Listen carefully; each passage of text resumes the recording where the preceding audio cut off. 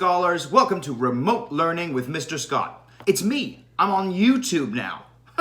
Justin Bieber got his start on YouTube. Maybe I'll be just like Justin Bieber. Is it too late now to say sorry? In my lessons, we're going to be reviewing all of the skills and habits that readers need to be really successful with their reading. I really enjoy reading. I really do. Everyone in my family enjoys reading. Isn't that right, Uncle Hamish? No, I don't like reading. I love it. Hopefully you've been doing lots and lots of reading while you've been at home over the past few days. Personally, I'm reading this book right here. It's called The Beast of Buckingham Palace. Yes, it's a David Walliams book. I'm quite obsessed with his books recently. I think they're all fantastic. What book are you currently reading and enjoying? I want to know. Leave a comment down there. Well, what are we waiting for? Let's get going. Into the unknown! Today, we're reading all about football! Oops. Don't play ball in the house. But wait, I know what you're thinking.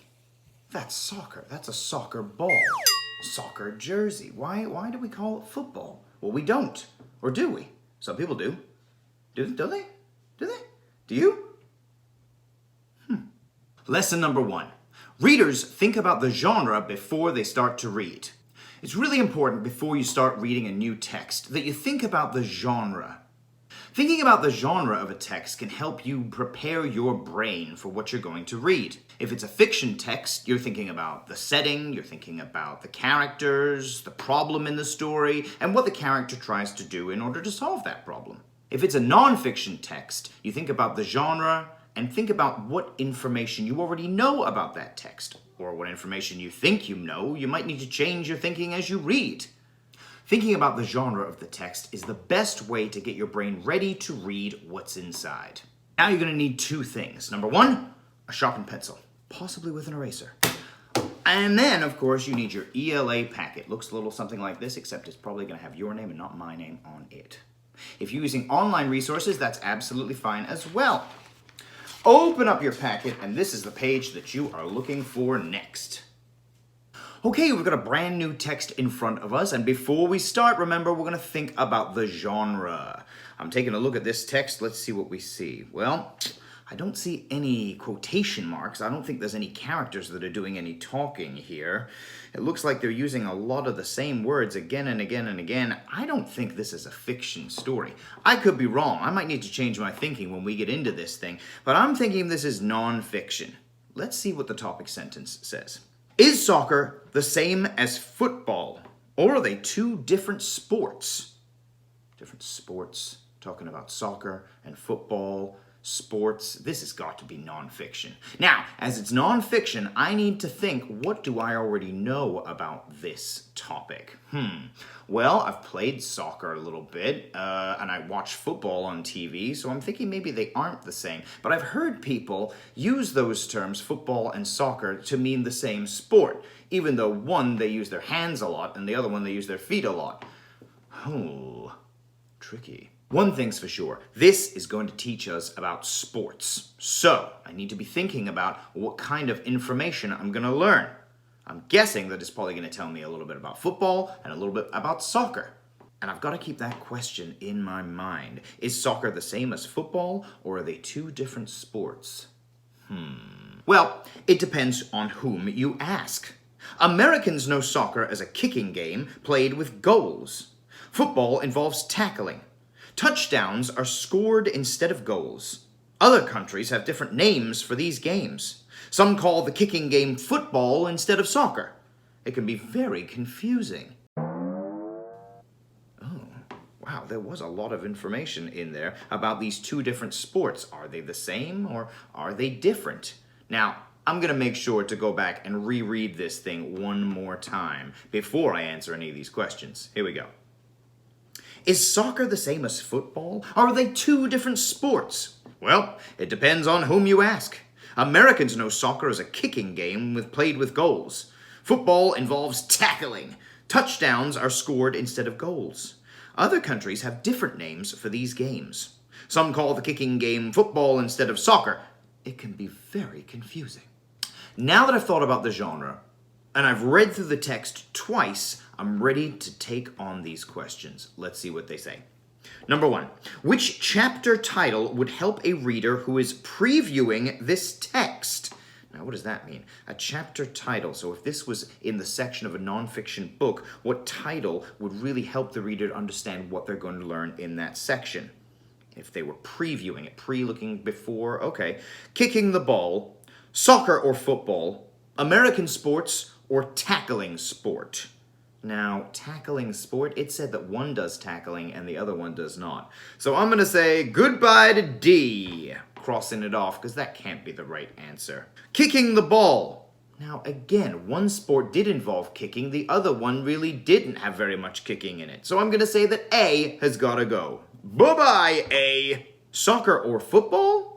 Now, let's come back to that. I'm going to draw a little line next to B because I think that might be it. But I'm the kind of reader who wants to make sure they get the right answer. So I'm going to read through all of the multiple choice questions before I choose the one and only answer that I think best gets to the question. C, American sports.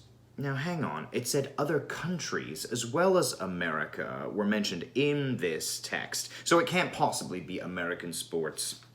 I'm feeling particularly pleased with my answer. I think soccer or football would be a great title that would help a reader preview this text. Congratulations, B.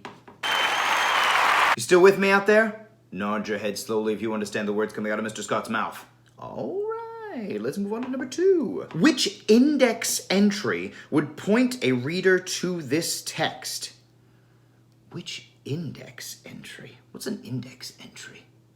Do you know? An index. Doesn't that come at the back of the book and tell you where you should find particular information in the nonfiction text? Okay, all right, let's take a look. Which index entry would point a reader to this text? Soccer rules.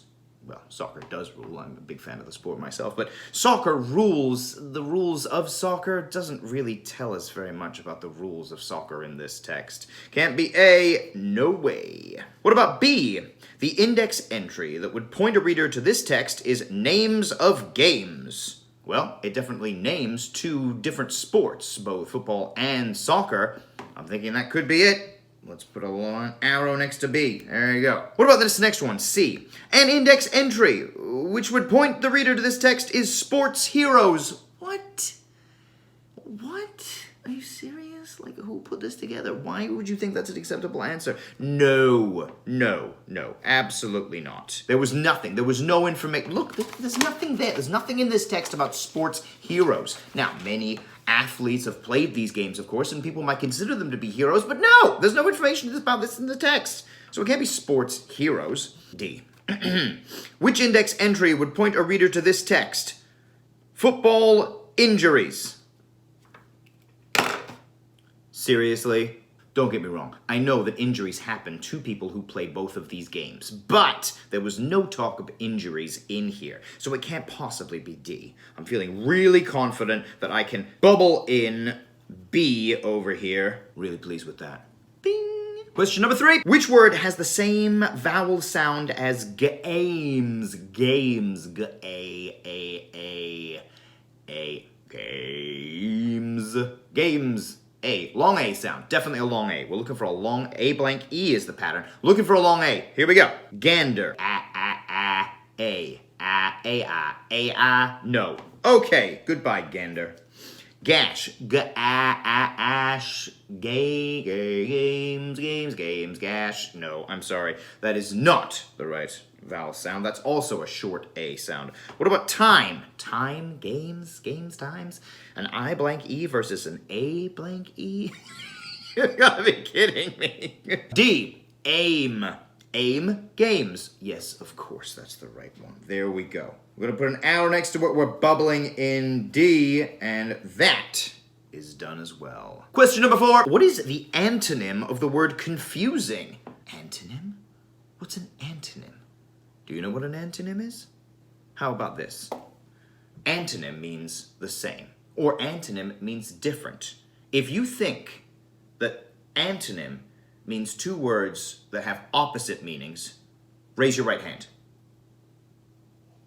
If you think antonym describes 2 or more words that have the same meaning, Raise your left hand. All right, hands down. Antonym, of course, means opposite. Did you get it right? You did? You did? With your right hand? You put your right hand up? Yeah, you got it right? Good. All right. High five. Whoa. Hang on. When was the last time you washed your hands? Huh? When was the last time you washed your hands? Seriously. Pause this video. Go and wash your hands. I'll wait.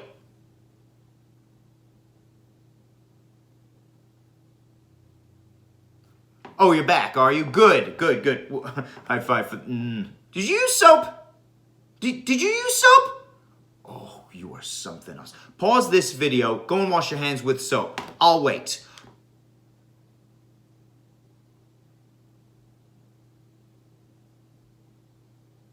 That's much better. High five. Boom. So, if we're looking for an antonym, let's see what it's all about. The antonym for confusing. Well, the opposite of confusing is something that I might understand. So let's see what we got. What is the antonym of the word confusing? Quick. Well, quick describes how something might happen, but I don't think it's the opposite of confusing. No way, A. Dark. The antonym or the opposite of the word confusing is dark. No. The antonym or opposite of confusing, something that's hard to understand, is obvious.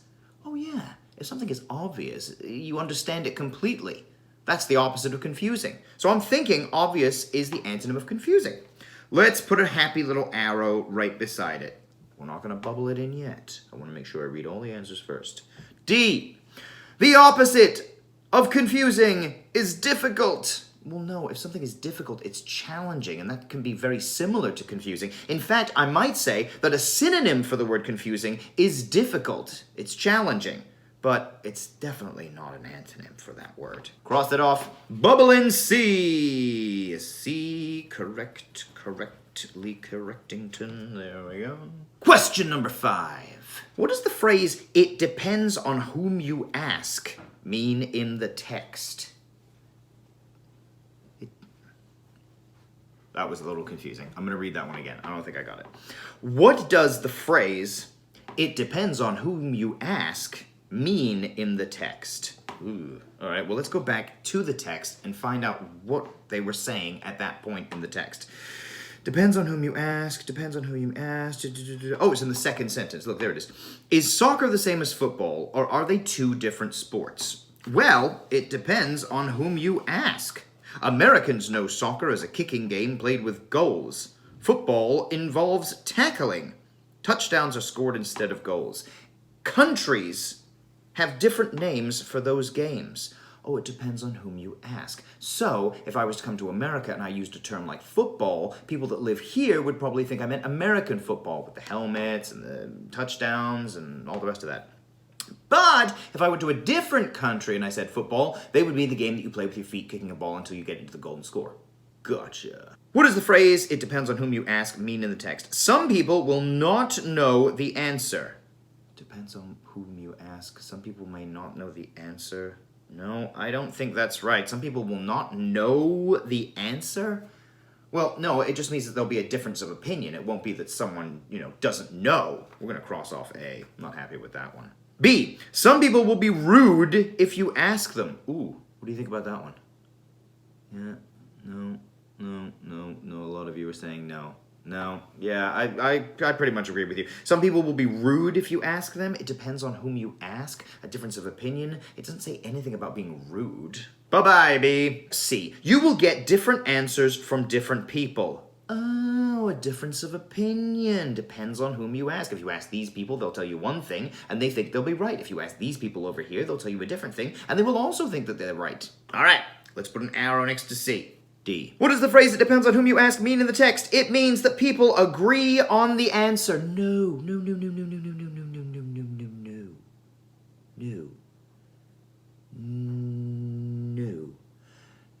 Depends on whom you ask means that there's a difference of opinion. So people won't agree. They'll have different opinions.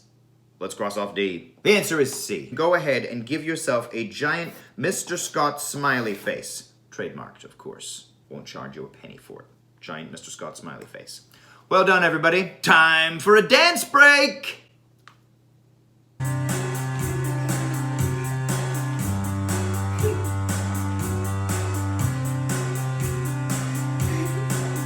get to the next text.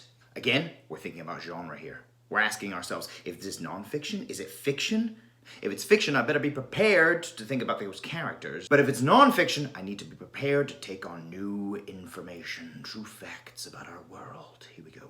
Let's read this topic sentence, and hopefully that will give us a clue about the genre of this next text. The offside rule in soccer is good to know. Once again, I didn't hear it talk about a lovely spring day, or a boy named David, or losing something, or getting lost somewhere. I don't think this is fiction. I think, once again, we're looking at a nonfiction text here. So, we gotta be prepared to take on new information. Here goes. The offside rule in soccer is good to know. A player can be called offside. This happens when a player stands closer to an opponent's goal than the ball and a defending player. A player cannot receive a pass by the goal and the goalie. This rule makes the soccer game fair. It keeps players from hanging out by the goal and waiting for a pass. Ooh, cheater pants. Let's read it one more time before we get to those questions. Let's read it through one more time before we answer those questions. The offside rule in soccer is good to know. A player can be called offside. This happens when a player stands closer to an opponent's goal than the ball and a defending player. A player cannot receive a pass by the goal and the goalie. You scored a goal. No, you didn't. You were offside, Miss Parquette. But don't worry, we forgive you.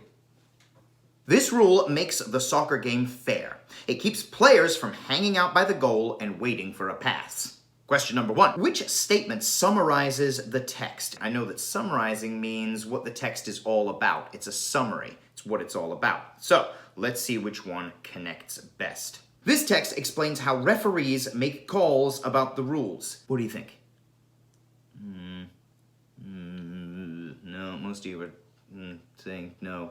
Why not? Right! It doesn't say anything about referees in here. It doesn't even mention the word referee once. If this was all about referees and how they make their calls, you would at least find that word referee at least once in the entire passage. You can't get rid of A. Crossing it off. Goodbye. What about B? This text explains how kids learn soccer skills. Again, were there any kids in here? Did you hear any kids? Like, this is how the kids put on their cleats. And no.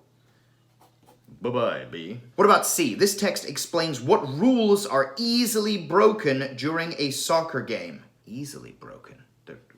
This text explains what rules are easily broken. And rules? Well, it only talks about one rule. It talks about the offside rule. That's one rule, not rules.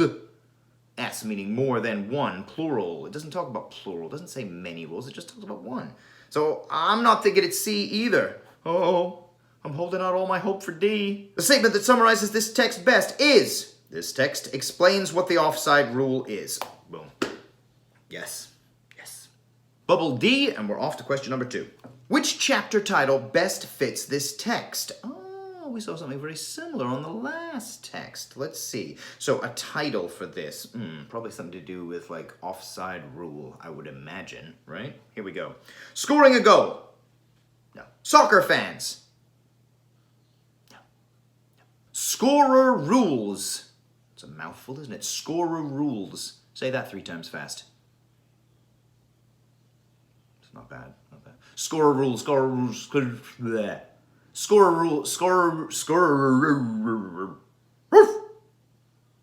Not scorer rules. No, there's nothing about that. Breaking the rules. D. Oh, yes. The offside rule is a rule that when it is broken, you're in deep trouble. Bubble D. Let's move on. On to number 3. Which 2 words have the same vowel sound? Vowel sounds A, E, I, O, U. Those are the long vowel sounds, as we all remember. And then you've got the short vowel sounds, which are far more fun. A, E, O, A. I'm not that one. A, E, O, A, It sounds like some kind of space monster. But hey, what are you gonna do? Vowel sounds. Let's find out which one's the same. Good and no.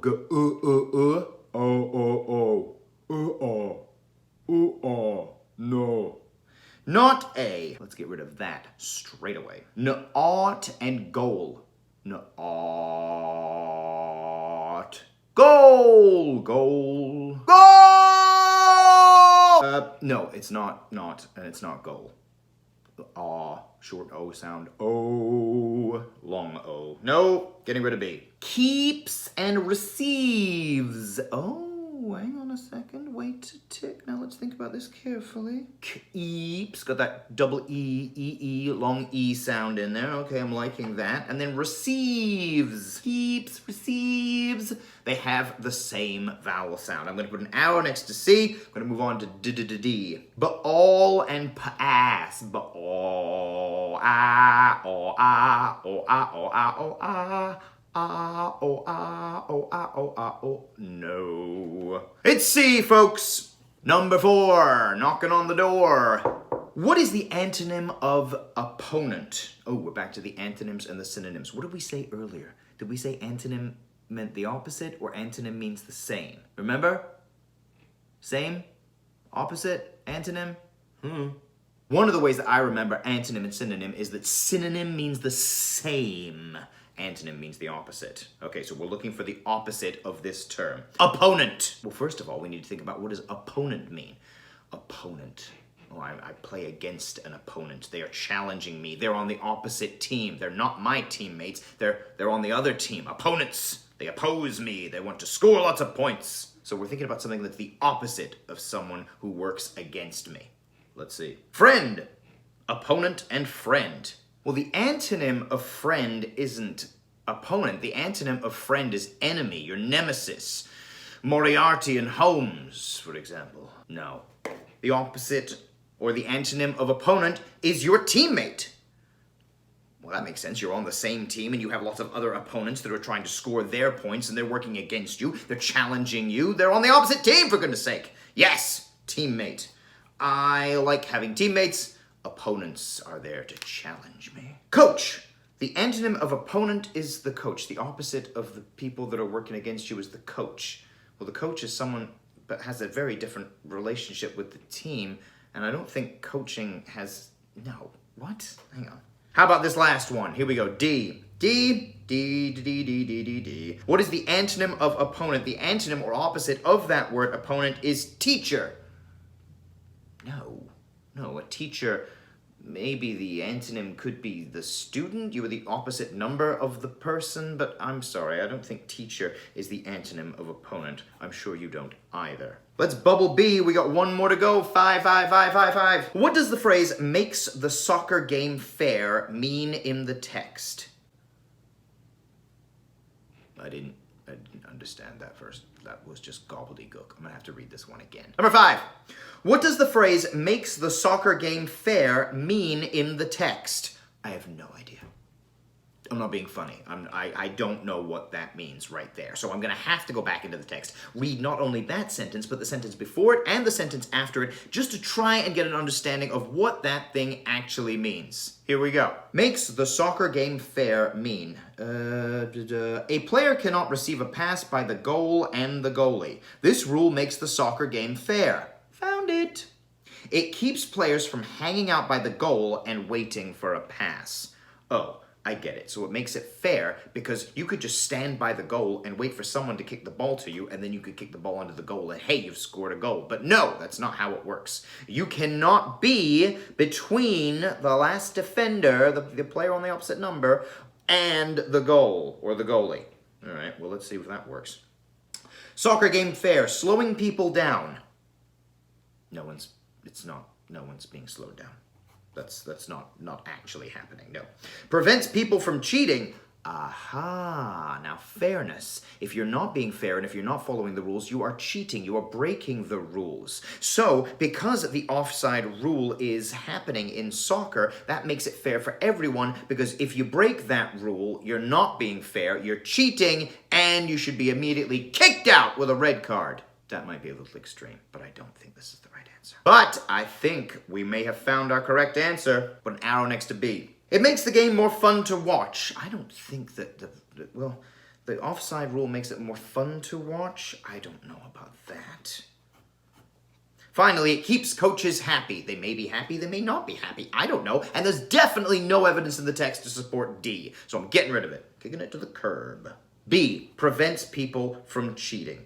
The soccer game is more fair because of the offside rule. It keeps people from cheating. Fantastic. If you got that all right, congratulations, well done. Give yourself a giant Mr. Scott smiley face just like that. It's time now to watch Bill chill.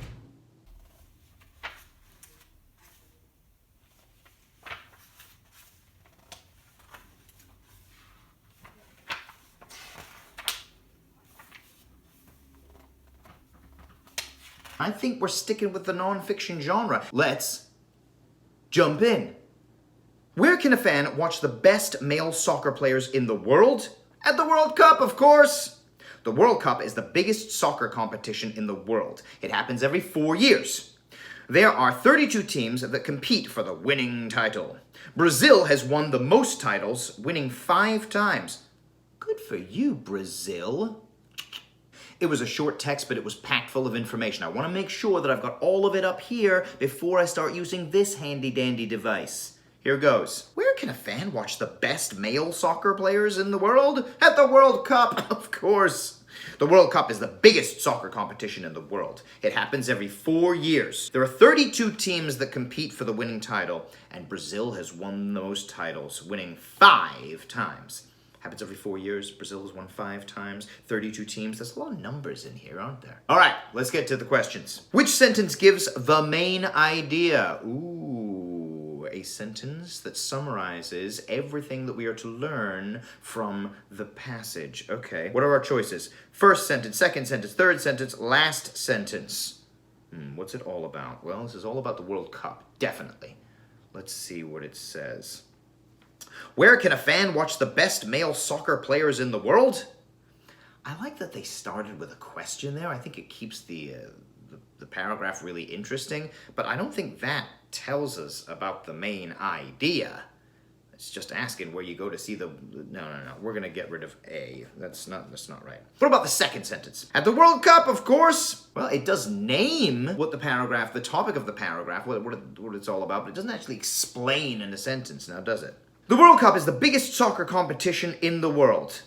Ooh, that could easily be the topic sentence of this paragraph, and it would help the reader to know 2 things. Number 1, it's the World Cup. It's all about the World Cup, right? But also, it's the biggest soccer competition in the world. We're going to cross off B. Let's put an arrow next to C. That is looking good. What about the last sentence? The last sentence says, Brazil has won the most titles, winning 5 times. Well, listen, we're delighted for the Brazilian team and their supporters that they've won so many times. But this paragraph wasn't exclusively about Brazil and how they are totally awesome at winning all of these World Cup titles. I don't think the last sentence could be the main idea. No.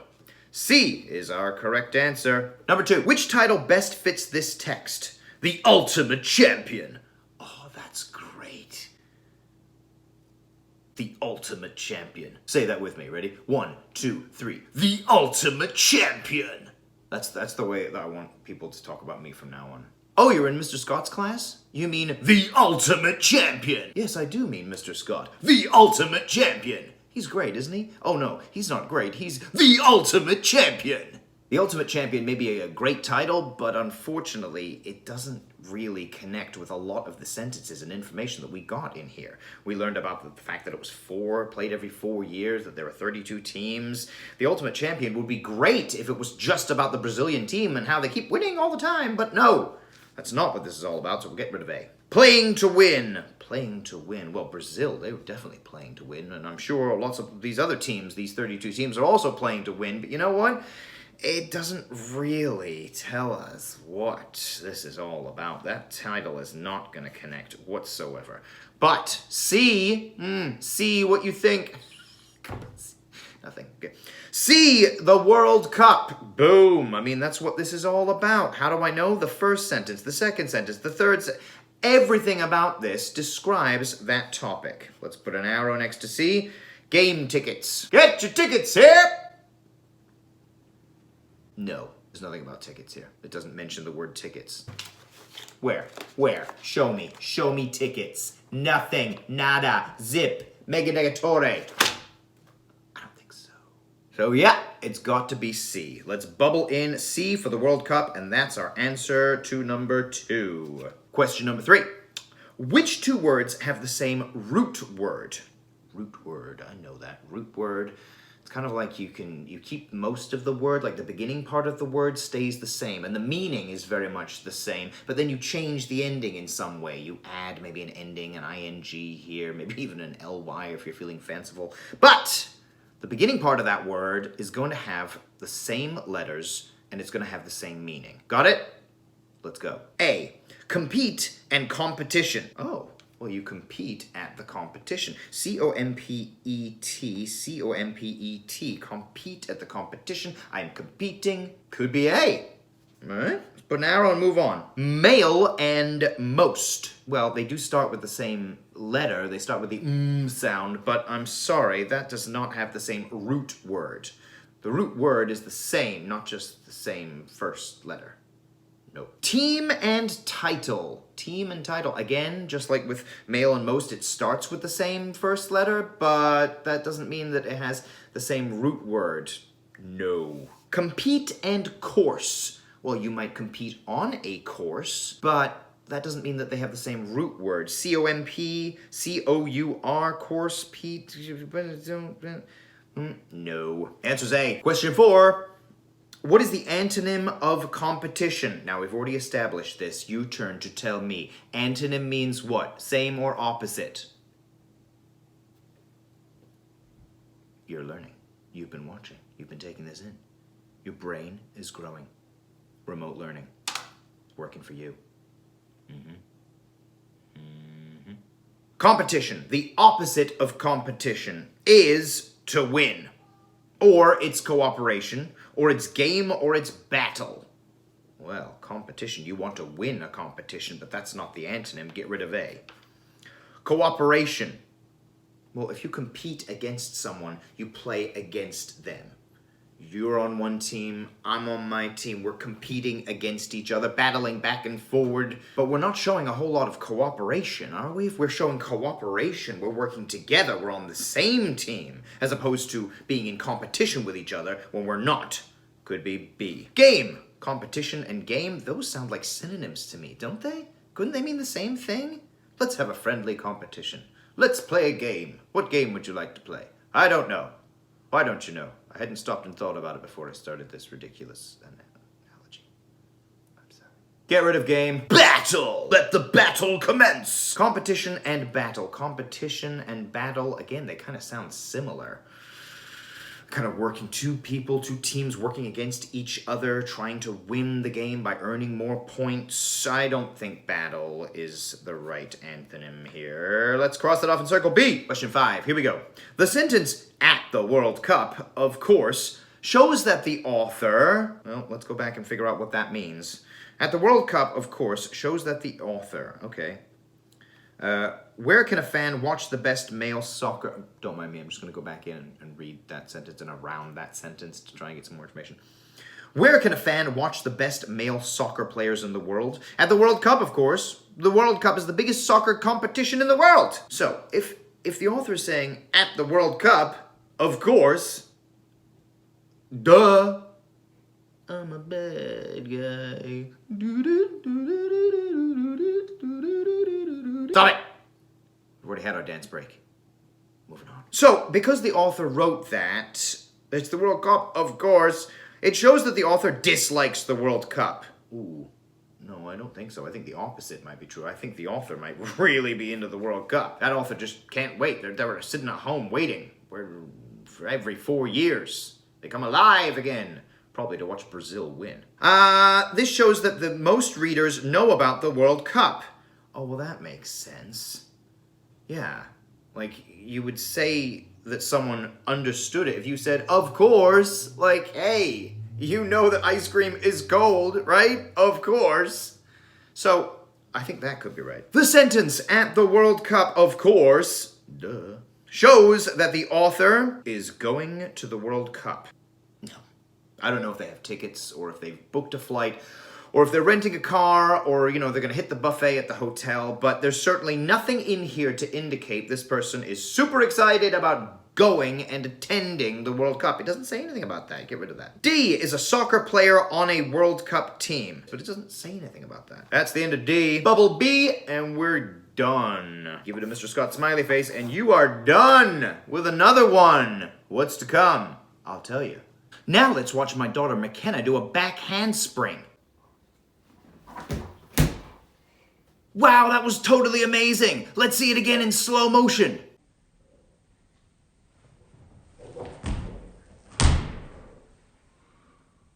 My Uncle Hamish was really impressed as well. Oh, that was so disgusting. Let's see it again in slow motion. Time for your exit ticket, Brooks Scholars. Listen carefully. Today, we remembered how important it is to think about genre before you start reading a new text. Think about whether it's fiction or nonfiction and get your brain ready for either a story or learning new information. Your job is to read Kicking It with Beckham, David Beckham, one of the greats. Now make sure that you think about the genre, make sure you read through it twice, and then answer those 6 questions on the back. We're going to review them next time around. Thank you for being with me here on YouTube for some remote learning. Look forward to seeing you next time. From Mr. Scott, the ultimate champion. Bye. Remote learning with Mr. Scott. Remote learning. Come on, give it a shot. Remote learning.